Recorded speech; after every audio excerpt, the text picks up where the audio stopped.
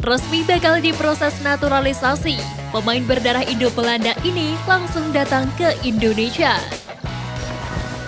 Egy Maulana Fikri resmi dilepas FC Vion-Slati Moravce. Beda nasib dengan Elkan Bagot.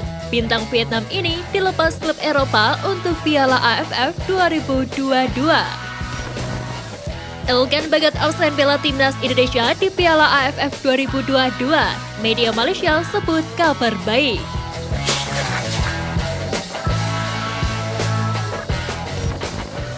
Egy Maulana Fikri resmi dilepas FC Vion-Slati Moravce. Tersiar kabar yang kurang baik dari salah satu punggawa skuad Garuda. Egy Maulana Fikri resmi dilepas klub Slovakia FC Vion-Slati Moravce hari ini Kamis 15 Desember 2022. Kabar tersebut datang langsung dari laman resmi dan Instagram Moravce. Sebagaimana diketahui, Egy telah resmi dikontrak oleh Moravce sejak Agustus lalu. Menurut data Transfer Market, Egy sejatinya masih memiliki durasi kontrak di Moravce hingga Mei 2023 mendatang. Namun menurut laporan dari Moravce, Egy sepakat untuk mengakhiri kerjasamanya dengan klub tersebut. Selama berkarir di sana, Egy telah mencatatkan 6 penampilan di Liga Slovakia musim ini dan mampu menyumbang 1 assist. Dia juga tampil 3 kali di Piala Slovakia 2022. Elkan Bagot absen bela timnas, media Malaysia sebut kabar baik. Elkan Bagot dipastikan absen membela timnas Indonesia di Piala AFF 2022. Pelatih Gillingham FC Neil Harris menerangkan bila Elkan Bagot memutuskan untuk bertahan bersama klub dan melewatkan panggilan timnas Indonesia untuk tampil di Piala AFF 2022. Keputusan ini menjadi sorotan salah satu media Malaysia, Harimau Malaya. Media Malaysia Harimau Malaya menilai keputusan Elkan Bagot tersebut menjadi pukulan telak bagi timnas Indonesia besutan Sintayong. Sebab bek keturunan Inggris Indonesia tersebut digadang-gadang menjadi salah satu pemain kunci timnas Indonesia. Terlebih skuad Garuda mengincar gelar juara perdana di Piala AFF edisi kali ini. Di lain sisi, absennya Elkan Bagot membela timnas Indonesia di Piala AFF jadi kabar baik untuk rival, termasuk Malaysia yang pernah jadi korban keganasan pemain berpostur 1,93 itu. Resmi bakal diproses naturalisasi. Pemain berdarah Indo-Belanda ini langsung datang ke Indonesia.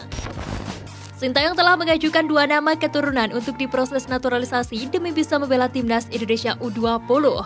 Iwan Bule pun juga membagikan kabar bahwa pemain ini sudah berada di Indonesia.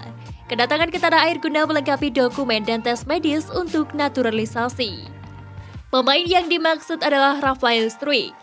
Rafael sudah berada di Indonesia usai resmi mendapatkan restu dari Sintayong untuk diproses naturalisasi. Ketum PSSI mengatakan Rafael Struijk sudah tidak sabar lagi untuk berseragam merah putih. Sementara itu, Iwan menyebut kemungkinan pasti akan ada pemain naturalisasi lagi yang akan dijajal kemampuannya. Namun ia tak menjelaskan secara detail. Dampak negatif bagi Indonesia jika Belarus dan Rusia diterima berkompetisi di Asia. Berhembusnya isu Rusia dan Belarus bergabung Asia berawal dari rencana Olympic Council of Asia di KTT Olimpiade ke-11 yang digelar di Lausanne, Swiss pada Jumat 9 Desember 2022. Sejumlah dampak negatif bisa dialami dunia olahraga Asia seiring bergabungnya Rusia dan Belarus, khususnya di cabang olahraga sepak bola. Peta persaingan di kompetisi sepak bola Asia semakin sengit. Sederet pemain ternama juga berkiprah di kompetisi elit Eropa termasuk Liga Inggris dan hal ini sangat berbahaya bagi pemain lokal Asia. Klub-klub dari Liga Rusia bakal meramaikan kompetisi Liga Champions Asia. Tentu kondisi ini tidak baik untuk para kontestan sebelumnya.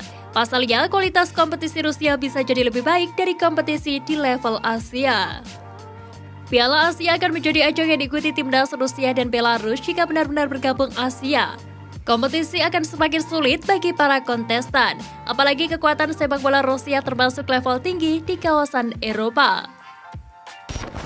Pemain yang bisa gantikan Elkan Bagot di timnas Indonesia untuk Piala AFF 2022.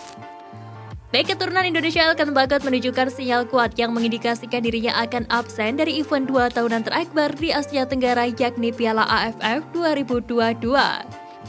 Indikasi ini lahir dari padatnya jadwal yang akan dilakoni oleh klubnya Gillingham FC dari periode akhir tahun ini. Dengan kondisi tersebut, Sintayong selaku pelatih timnas Indonesia pun harus memutar otak untuk mencari pemain yang bisa menutup peran Elkan Bagot di Piala AFF 2022 nanti. Dengan melihat skuad timnas Indonesia saat ini, ada beberapa pemain yang dapat menggantikannya seperti Hansa Muyama, Rizky Ridho, dan Andi Setio. Pemain keturunan Rafael Struijk tiba di Indonesia, jalani tes medis sebagai syarat naturalisasi. Pemain keturunan Indonesia Rafael William Struijk dilaporkan tiba di Indonesia. Kehadirannya di tanah air adalah menjalani proses naturalisasi. Informasi tersebut diketahui dari unggahan Ketum PSSI Muhammad Iriawan. Dia menjelaskan tujuan kedatangan pemain asal Belanda itu ke tanah air. Rafael disebutkan datang untuk melengkapi dokumen naturalisasi. Selain itu, dia juga melakukan tes medis sebagai persyaratan naturalisasi. Beda nasib dengan Elkan Bagot, bintang Vietnam ini dilepas klub Eropa untuk Piala AFF 2022. Pelatih kepala Gillingham FC Neil Harris buka suara mengenai nasib Elkan Bagot. Dia menjelaskan bahwa Elkan telah memutuskan untuk tetap bertahan di klub dan tidak pergi membela timnas Indonesia di Piala AFF 2022. Nasib berbeda dialami oleh pemain bintang Vietnam Nguyen Quang Hai. Pemain berusia 25 tahun itu mendapatkan izin dari klub kasta kedua Prancis Pau FC untuk pulang membela Vietnam di Piala AFF 2022.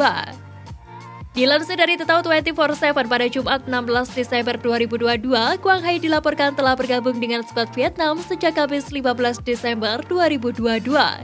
Dia tengah melakukan latihan bersama skuad Vietnam jelang berlaga di turnamen edisi kali ini.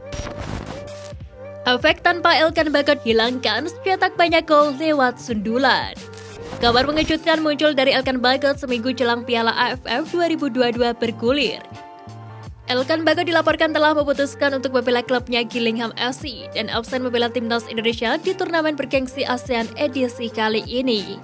Absennya Elkan Bagot membela timnas Indonesia dapat memberikan efek negatif terhadap performa tim Garuda di Piala AFF 2022.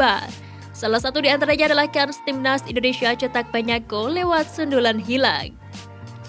Elkan Bagot merupakan pemain dengan postur tertinggi di timnas Indonesia. Baik berusia 20 tahun itu memiliki postur setinggi 194 cm.